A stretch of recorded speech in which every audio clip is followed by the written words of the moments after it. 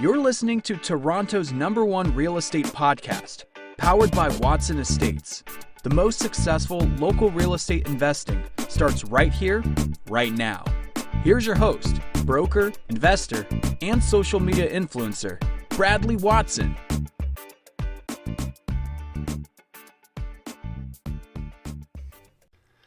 Good morning, investors. Bradley here from Watson Estates. It is Wednesday, July 22nd, 2020. What a beautiful day it is to talk about our favorite subject, Toronto real estate. We are #1 on iTunes, Spotify, and Google Podcasts for that subject.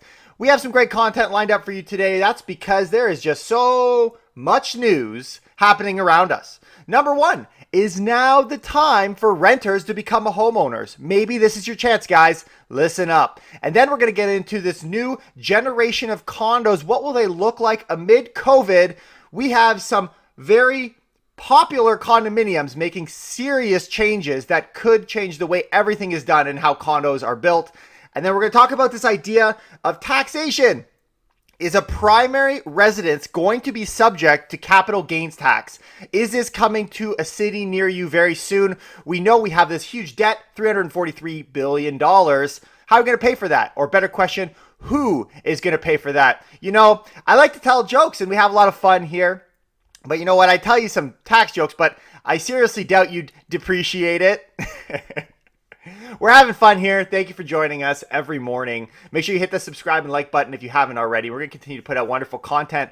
And included in that content today, we're going to be unlocking a video that I shot just yesterday with Richard Robbins. If you've never heard of him, then you probably haven't looked up real estate on YouTube. If you have, he is awesome at providing updates on what's going on in the market. And he is a trainer and a coach of real estate professionals. You're not going to want to miss it. We talked about everything from the market to real estate business in general. Make sure you check that out. That's going to be hitting the podcast airwaves tomorrow morning, and it will be on YouTube later today. Thanks, guys, again for joining. And let's jump right into our topic numero uno. Pandemic turning renters into homeowners, poll shows. So I want to talk a little bit about whether you're a first-time home buyer or maybe you've been a permanent renter by choice or not by choice. The question is now your opportunity to get into the market? And so they've had this poll that's taken place. We're going to kind of look at it from Nanos Research on behalf of the Ontario Real Estate Association. Here we go. The study shows that they looked at who are active in the real estate market, and these renters are nearly twice what they were due to the pandemic. As far as interest goes, 25% of Ontario renters say they are more interested in buying a home now compared to just 13% who say they are less interested. Another 54% report in this report that they are just as interested now as they were pre-pandemic. So they're essentially saying there's twice the interest now among renters that now are open to the idea of buying. Here's a quote from OREA President Sean Morrison. Despite the uncertainty stemming from the pandemic, housing remains a strong sector of our province's economy, with the Canadian dream of home ownership continuing to be a strong value for many Ontarians. And we've seen this in other reports too, not just here. We see this time and time again. Often these reports are being put out by real estate companies, right? We see them from RE/MAX, we've seen them from TREB. But whether they have a conflict or not, the reality is Canadians consistently seem to want to own property. And they say this: as we look ahead and move towards economic recovery in a post-COVID era, we can expect even more interest as renters and first-time homebuyers look to enter the market. I would agree.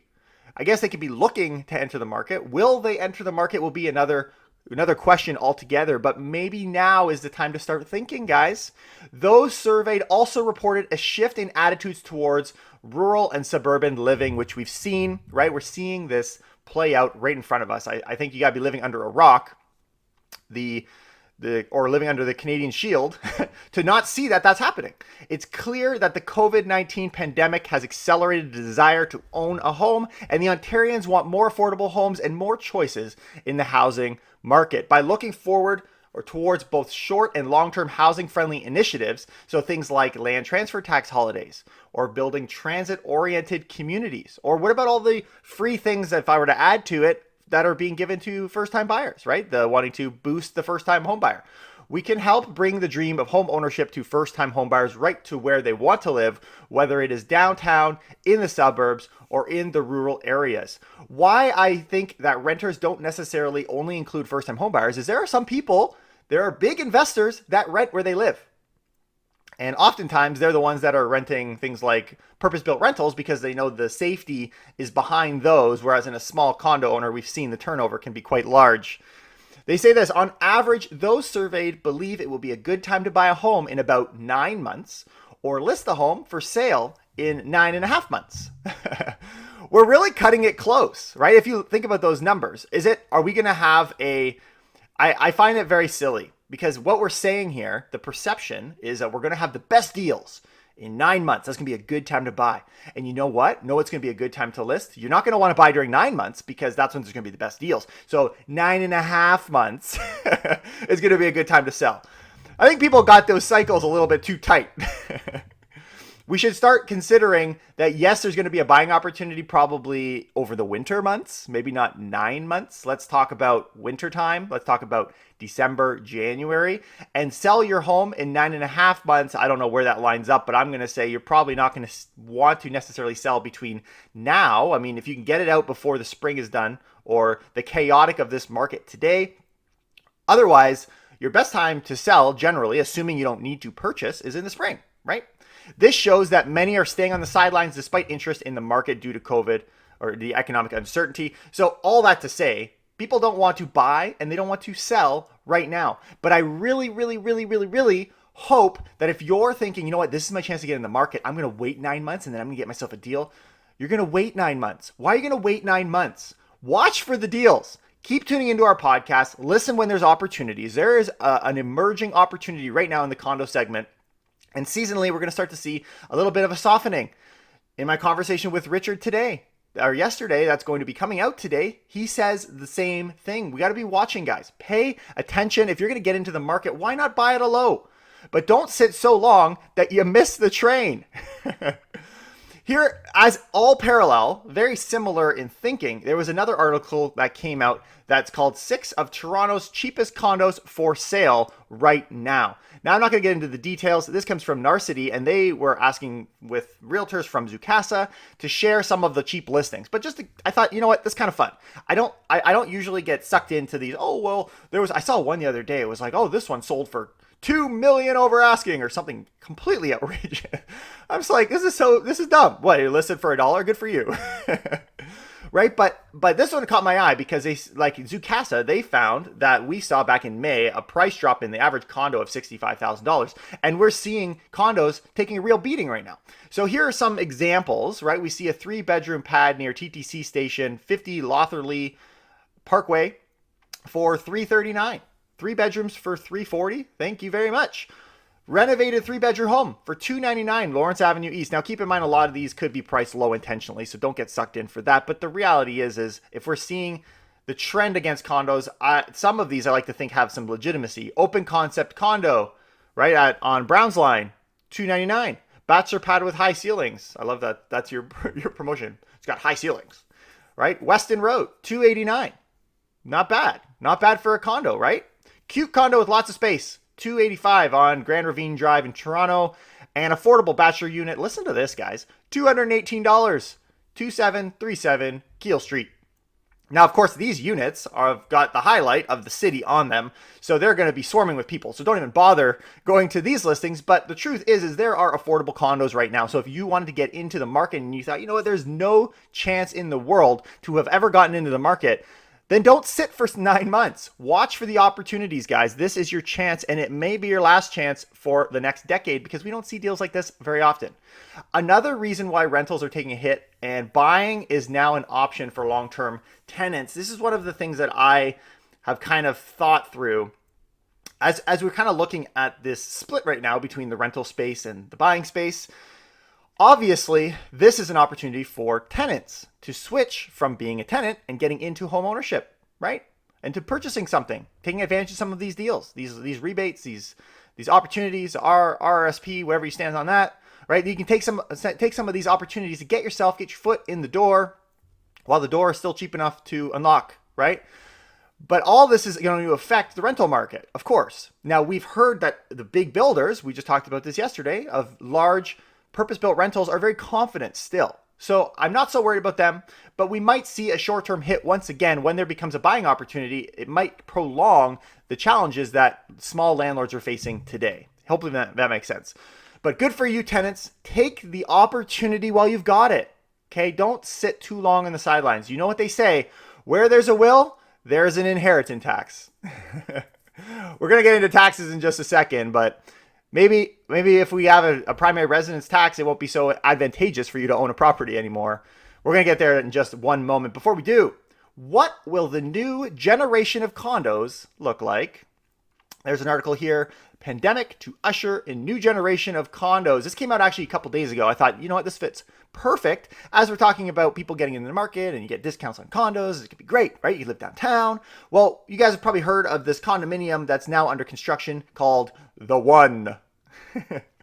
Makes me think of the Justin Bieber song. Terrible reference, but there you go. Toronto's busy Yonge and Bloor intersection is one been watching because they want to reach new heights as the first super tall skyscraper, right? But more recently has become one to watch because they have design changes that have already been made in response to COVID-19. I thought this is really cool.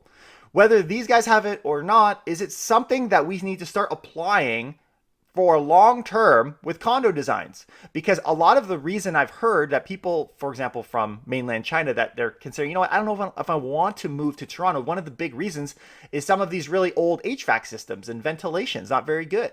And as we've seen with at least the research I've seen, that matters for COVID. So we need to make sure that we have not just state of the art, but proper everything, right? Proper social distancing practices, all of these things. And this project is expected to be due in 2022. So here's what they're saying in the article. By tweaking the design of each building early in the construction process, the developer will be able to seamlessly incorporate health and safety features like plastic barriers between exercise equipment and gyms. The features will meet guidelines that are in place now in a very natural way and not in any artificial way that seems like a constraint on the design of the building. Yeah, because if you're going to put a plastic barrier between the gym equipment, I want that to feel really natural. You know what'll be even more gross when you see the guy beside you and the sweat and the spit shooting off him and sticking to the plastic barrier and thinking, thank God for COVID. That would have been all over me. But here's some of the things they're looking at. Plans have already been made for wider sidewalks at street level and green spaces inside the building to promote social distancing, implementing a variety of technological and valet services for the One specifically. Security will monitor health and wellness protocols to include thermal scanners for fever detection in a public area of the building, and it will be built into security cameras. Is that like a thermal security camera? You need to tackle the guy. It looks like you've got like you didn't know where he comes from. You just give him some shooting at you. You're walking into a showing with some clients. All of a sudden, my client gets tackled. Like, what's going on here? Oh, he's hot. Your client's too hot. Residents will use an app instead of touching buttons in the elevators, and social distancing measures have been planned for valet parking. So pretty cool ideas, right? I love them. I love these ideas. Flexibility in unit design will be key. Think innovative additions like sliding partitions that allow you to expand, contract, subdivide space based on your needs. Murphy beds that allow you to convert a space from a bedroom to a home office. Home office being a big one, right? The den, right? Using the den specifically for physical distancing and as a home office, people stay home to work. Improved storage, right? Like pantry space, because how fun was that when you showed up to the grocery store and they had nothing on the shelves? So people are going to want to start to store more. Full-size refrigerators and cooktops for the people that are getting into the art of cooking. As the trend in online shopping continues, parcel delivery should be managed with individual lockers featuring cold storage and touchless codes, right? That'll be cool. Chilled lockers or lock boxes or what do they call them? I guess lockers, yeah. Or mailboxes, chilled mailboxes. Ooh. Investors will look for as many bathrooms as there are bedrooms. They want to stay distant if they've got their friend. If you're living with your friend and you're concerned with them, like, I don't understand, but whatever, you get it. Carpeting, goodbye carpeting, welcome hardwood, vinyl, and stone flooring. Balconies might become more important, right? So you can kind of sing to your co-Torontonians like they did over in Italy. Outdoor amenity spaces will need to facilitate a variety of activities and provide platform for social interaction. Urban agriculture could gain ground, right? People want to do their planting. Pools will require higher rates of purification, cleaning of decks, and monitoring of water controls. So there you go. People now view their homes as more than just a place to sleep, but also their office and workout area. So design would be about making spaces more friendly for people to spend a lot more time in. I love some of these ideas because it just gets your mind turning on some of the potential things that could come with new condo developments. Forget that it's on a world-class development like the one, but many others will follow suit. If this sells out, if it's getting the publicity that we're seeing here, maybe not all of these will stick, but even if a fraction of them do, how will that affect your marketability of your condo when you go to resell that unit? I love it. Okay, before we get into our last point here and talking about taxation, because I know you guys all love taxation, we're going to talk about some of the other big things that are going on right now. CP24, thank you for your article. Toronto calls for mandatory masks in Toronto apartment buildings. If you haven't heard, he was saying it at a city news briefing yesterday. This is when it was published, and says he wrote a letter to the Greater Toronto Apartment Association urging them to enforce mandatory mask rules in common areas of their rental residential buildings. Condos might likely follow suit, right? So this idea of everybody wearing masks in the common areas. You probably heard that one. That's pretty big news. But then also, when we look at things like retail, there's been a bit of publication now talking about retail, and it doesn't seem to be getting hurt. At least not as much as we would have thought. So there's an article, one of the bigger articles of the day, how Yorkville and the rest of Toronto's retail real estate is faring during these times. So they say this: after one full quarter fully under the effects of COVID-19, how did the Toronto retail and commercial real estate market fare? Actually, not as bad as many have predicted. Sales volumes are down, likely not unexpected, and the number of high dollar sales is way down as well. What we do not see this quarter is a drop off on the value of deals from a price per square foot perspective. Good news for vendors, not so good news for investors. Overall, regardless of what team you are on, the fact that Toronto real estate, commercial real estate remains strong so far should make all participants breathe easier.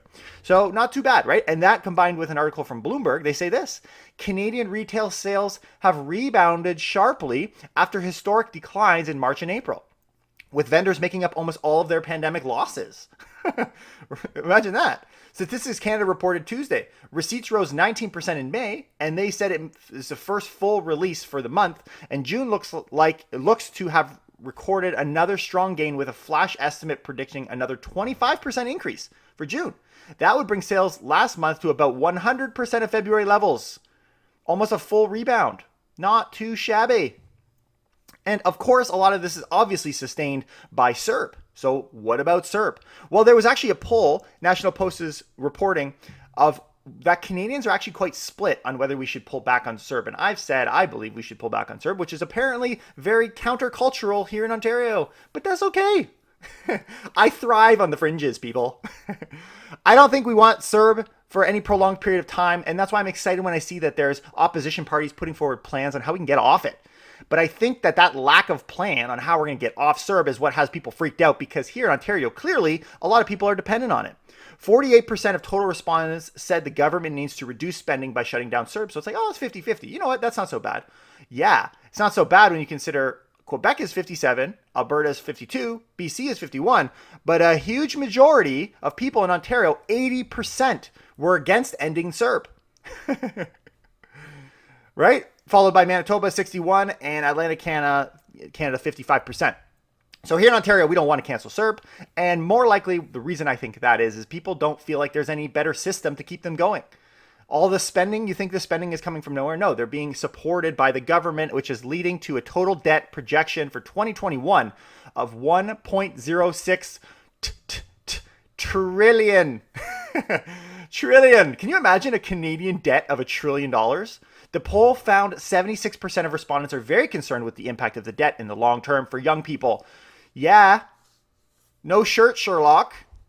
You think? And you know why? Because it's going to lead to taxation. I don't know about you, but I find the looming debt cliff rather taxing. So there you go. Let's talk about, there's an article here, Bank of Canada to reduce purchases. Before we talk about tax, one more thing. I know you guys are waiting. I know you're so eager.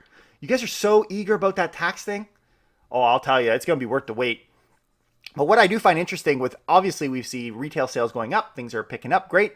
But the Bank of Canada is to reduce purchases of federal and provincial debt as market stabilizes. This is great. This is actually really good news. Because whether you don't agree with CERB, we should all agree that we need the government to kind of start to pull back, because we're spending a lot of money. $1 trillion is a lot of money. It's more than I got in my bank account. The Bank of Canada has decided to cut its purchases of short-term government debt in half, saying the strains in both the federal and provincial markets, quote, have diminished significantly. In a market notice issued yesterday, the central bank said it will reduce its purchases of Government of Canada Treasury bills to 20%, which is at 40%. It actually matches what they were purchasing prior to the pandemic. So bring it back down to how we were. I don't know why we're throwing 20% out in a good day, but that's another story. In a separate notice, the bank also said it would trim its purchases of all provincial issues of money market securities with maturities of 12 months or less to a maximum of 20% from a maximum of 40%. So in other words, splitting that in half too. Both of these changes will take effect on Monday. Government is spending less money. Thank you, government. Keep doing that. Good job. All right, guys, are you ready for the taxes? Let's get into taxes. We're going to try and keep it fun and exciting, and we're going to incorporate this tax. There's a reason there's no reality TV shows on an accounting firm because they're no fun. But we're going to incorporate this into politics to make it more exciting. All right, you ready? CMHC's denial of home equity tax fails to douse fears. Okay, I've seen a number of articles about this, and in fact, I even received an email from the real estate associations talking about this. But I like this article from Western Investors. It comes from out west, but obviously Canada applies to the west too. Grant to UBC's, quote, generation squeeze cited as opening gambit towards a capital gains tax on private homes. Woo-hoo-hoo. So CMHC, let's not forget, they are the government. They have moved to dispel fears, apparently, that the federal government is hatching a plan to place an unprecedented tax on the equity of private homes. But the denial has failed to ease concerns. So think about this, guys. Let me put this into perspective. You buy an investment property, goes up in value, you sell it, you pay half of that in tax. Okay, fine. You know, it's appreciating asset, it's generating me income. But what if that nice little house that you're living in, we did the same? Is that a asset generating income for you? Well, according to some people, yes, right? If you're thinking we're going to need to put a tax on that equity, the reason you do that is because you're trying, what they say here is you're trying to bridge the gap between a renter and an owner. And I actually find that really comedic because I think if you're a renter right now, you're thinking, yeah, you know what? It is an asset that's generating revenue for you. You're not generating income, which is ironic because you're really not generating income if it's not an investment property. But when you're sitting as a renter, you might think, you know what? Yeah, tax them. I like the idea of that. But as someone myself who owns real estate, and for many Canadians who own real estate, this is a terrible idea. You don't understand the idea of a capital gains tax is because it was capital involved in helping you gain income. That's not what your house is. So it's a bad idea, right? Canadian homeowners currently don't pay tax when they sell their primary residence, making it unique in the real estate industry. Unique compared to what? Investment properties?